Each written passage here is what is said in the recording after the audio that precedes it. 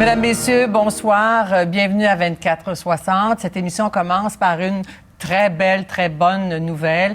C'est un nouveau triomphe pour le réalisateur québécois Xavier Dolan. Il remporte le prix du meilleur film étranger à la cérémonie des Césars en France. Ça vient juste d'arriver. Il bat de grosses pointures comme Boyhood, qui est justement l'un des favoris pour les Oscars ce dimanche. Quelle émotion l'habite, quelle fierté aussi. Et quelle est la signification de ce prix pour lui, quand même, qui avait eu le prix du jury à Cannes?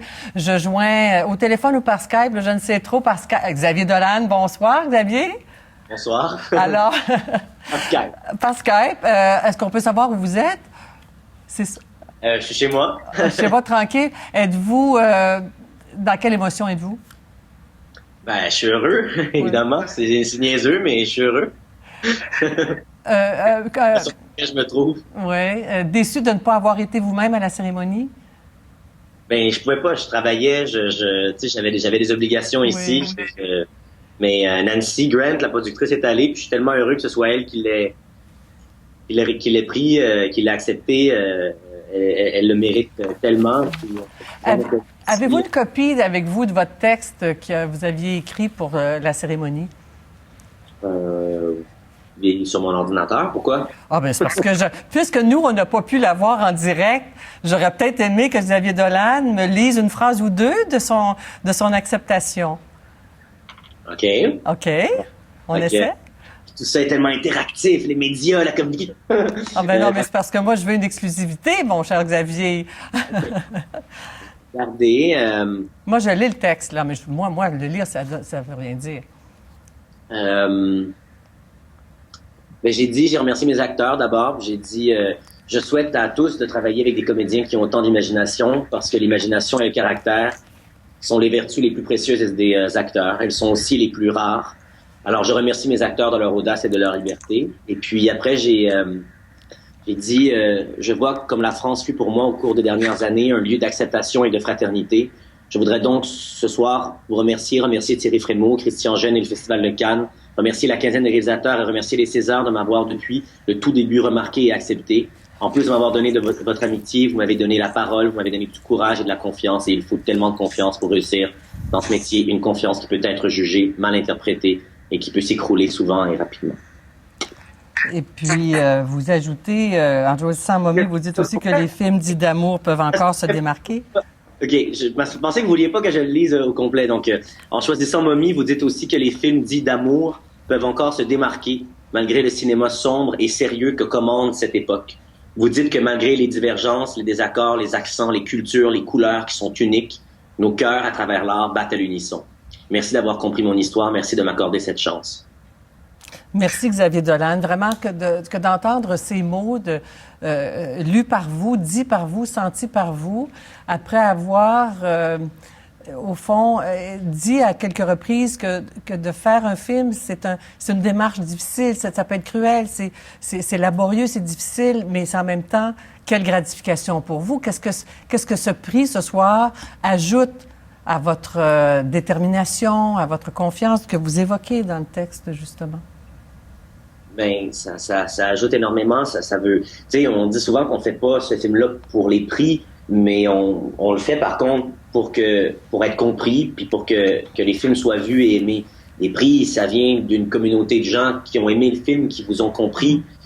Donc, pour moi, ça participe du même type de récompense.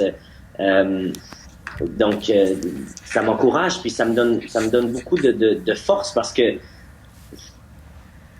qu'on peut se sentir seul parfois dans ce métier-là, et puis c'est très dur, puis je donne tout à ça. C'est ma seule passion, c'est la seule chose qui me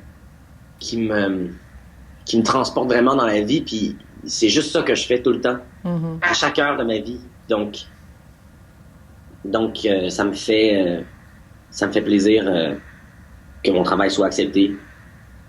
C'est extrêmement important. En effet, vous avez dit de ce film, puis j'ai peut-être le goût de citer une entrevue faite en France aussi. Mommy, le documentaire d'une belle maladie incurable, maladie d'amour, maladie de la jeunesse, qui n'aura survécu, jubilé, que le temps d'une rémission pendant les très furtives 2h14. C'est votre film, avez-vous déjà dit, aussi le plus social. Vous avez touché quelque chose d'universel Est-ce que ça fait partie des raisons pour lesquelles le film a été si bien accueilli en France?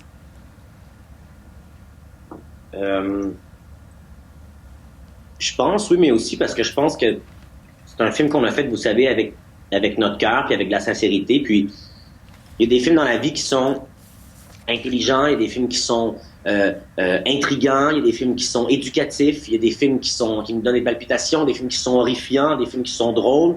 Puis il y a des films qui sont touchants. Puis je sais pas exactement ce qu'on a fait avec Mommy, mais je suis persuadé, puis je l'ai vu, je l'ai compris, qu'on avait touché les gens.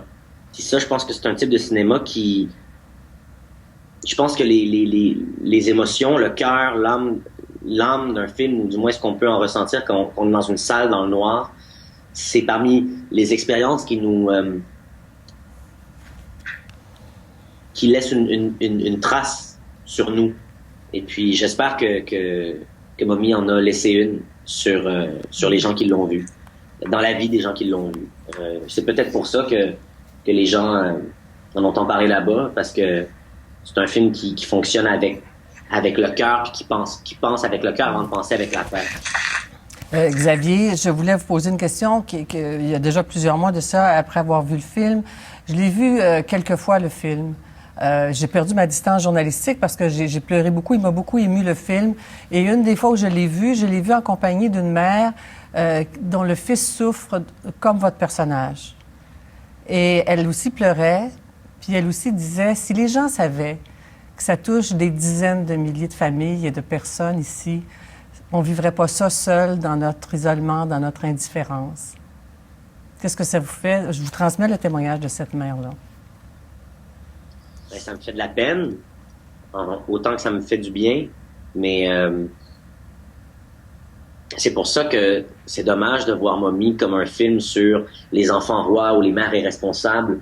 On a vu certains chroniqueurs, certaines personnes dire oui, mais aujourd'hui, les enfants sont tellement tout le temps diagnostiqués d'office, de ADHD ou de hyperactifs, puis on les met sur les pilules dès l'âge de... Oui, il y a une vérité dans tout ça, mais il faut pas nier non plus le fait que la maladie mentale existe, qu'il y a des enfants qui sont... Il y a personne qui est né pour faire mal ou pour faire de mal ou pour... Il y a des gens moins chanceux que d'autres et il faut les écouter, les entendre, puis si Mommy peut être une occasion pour eux de se sentir, avant d'être entendus, vus ou compris, tant mieux si ça peut leur procurer un peu de solidarité. Oui, c'était effectivement le sentiment que cette mère avait. Vous avez évoqué les surdiagnostics. Et vous avez dit dans votre texte, je veux y revenir, parce que le film a rencontré son public, et n'a pas fini sans doute de le rencontrer. Vous avez dit, la France fut pour moi, au cours des dernières années, un lieu d'acceptation et de fraternité. Est-ce qu'on peut aller un peu plus loin derrière ça? Parce qu'il y a Cannes. C'est pour là que tout a commencé. Moi, avant d'aller à la quinzaine de réalisateurs, j'étais personne. Les gens autour de moi me disaient, retourne à l'école, arrête de penser que tu vas aller dans les festivals, arrête de rêver en couleur, redescends sur terre. Puis j'avais la naïveté de croire que oui, c'était possible qu'on aille à Cannes. On est allé, puis tout a commencé là pour moi, en fait. Donc ce que je dis, c'est que par le destin, comme ça, il se trouve que ce soit la France qui m'a donné ma première chance, mais depuis, ils m'ont jamais oublié. Les Césars ont nommé mes films à chaque année. Il n'était pas obligé ou il n'était pas... quand même, J'ai tué un mère à côté des films auprès desquels il était nommé. Je veux dire, c'était un film qui rougit un peu, là, quand même. Je veux dire, c'était un premier film. Mais ils ont été comme ça, toujours curieux de m'entendre, de me considérer, de m'accepter. Puis c'est dur de rentrer dans les rangs. C'est dur de se sentir chez soi quelque part. C'est dur les gens sont méfiants envers les nouveaux venus, les nouvelles voix, les gens qui sont un peu différents. On les critique, donc, pour moi, en France, ça a toujours été un territoire depuis le tout début qui a été extrêmement ouvert à mes films. Et je leur en suis très reconnaissant. J'ai trouvé donc qu'ils étaient fraternels, qu'ils étaient pas juste amicaux, mais fraternels. Et c'est ce que je soulignais avec cette phrase-là. Qu'est-ce qui a été dit ou écrit de plus juste ou de plus beau sur Mommy, en plus de recevoir le prix, bien sûr?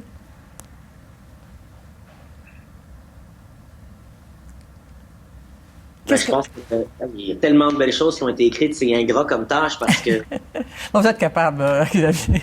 il y en a un qui marque depuis toujours. En fait, c'est Mary Curlis au Time Magazine qui a dit a film about the ferocity of mother love.